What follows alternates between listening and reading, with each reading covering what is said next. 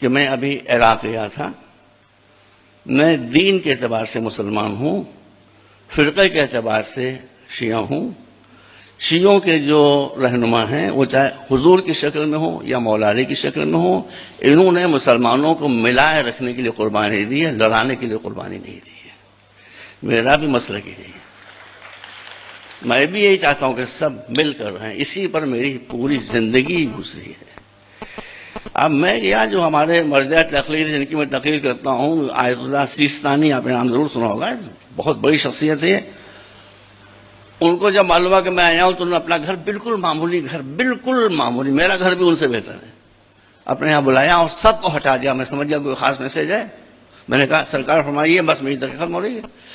ان کا تم جا کر ہندوستان کے مسلمانوں کو اور خاص طور پر شیعوں کو میرا سندیش دے دو، میرا پیغام دے دو. شیعوں کو خاص طور پر پیغام دے دو اور عام مسلمانوں کو دے دو کہ وہ آپس میں لڑیں نہیں. ایسی باتیں نہ کریں کہ جس سے ایک دوسرے کی دل آزاری ہو. سب آ گیا اسی کے اندر. تو میں نے کہا حضور بھائی سن لیجیے گا میرے بھائیوں، لیکن ہم بھی اس لیے آپ کو بھائی کہہ رہے ہیں، بھائی سے بڑھ کر کوئی لفظ نہیں ہوتا. تو میں نے کہا حضور میں سنیوں کو کیا کہوں، میں ان کو اپنا بھائی کہوں؟ اور ان کا ہرگز نیور سنیوں کو اپنا بھائی نہ کہو، سنیوں کو اپنا بھائی نہ کہو، سنیوں کو اپنا بھائی. تو میں نے کہا پھر کیا کہوں؟ کہا بھائی نہ کہو، اپنی جان کہو. بھائی نہ کہو، اپنی آتما کہو. بھائی نہ کہو، اپنی روح کہو. یہی دیکھیے ان کے الفاظ ہیں کہ ان کے کاموں کو اپنے کاموں پر ترجیح دو، ان کی مشکلوں کو پہلے حل کرو، پھر اپنی مشکلوں کی طرف توجہ کرو. میں نے کہا دوسرا میسج، صاحب چلے گئے، انٹر کنیکٹڈ دونوں چیزیں. دیکھیے عالم کبھی لڑے گا نہیں، جاہل کبھی لڑائی سے بچے گا نہیں. عالم کبھی لڑے گا نہیں، جاہل ہمیشہ لڑ کے رہے گا اور لڑا کے رہے گا. بس میں آخری بات کہہ رہا ہوں، آپ سب مسلمان ہیں، آدھے مسلمان تو سوامی جی بھی ہو گئے، اور جس کو اتنا قرآن یاد ہو آدھا مسلمان نہیں ہے. وہ اتنا قرآن تو مسلمانوں کو بھی یاد نہیں. تو میں عرض کر رہا تھا آپ کے سامنے،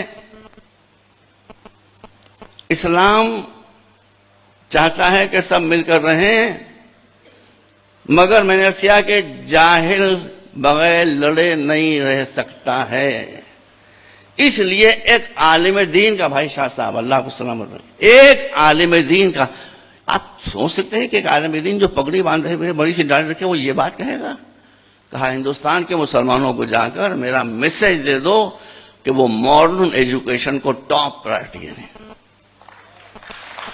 یہ ایک عالم دین کا، آپ اسے چیک کر لیجیے. انہوں نے مجھے حکم دیا کہ میں بات سننی اور شیعوں سب تک پہنچاؤں.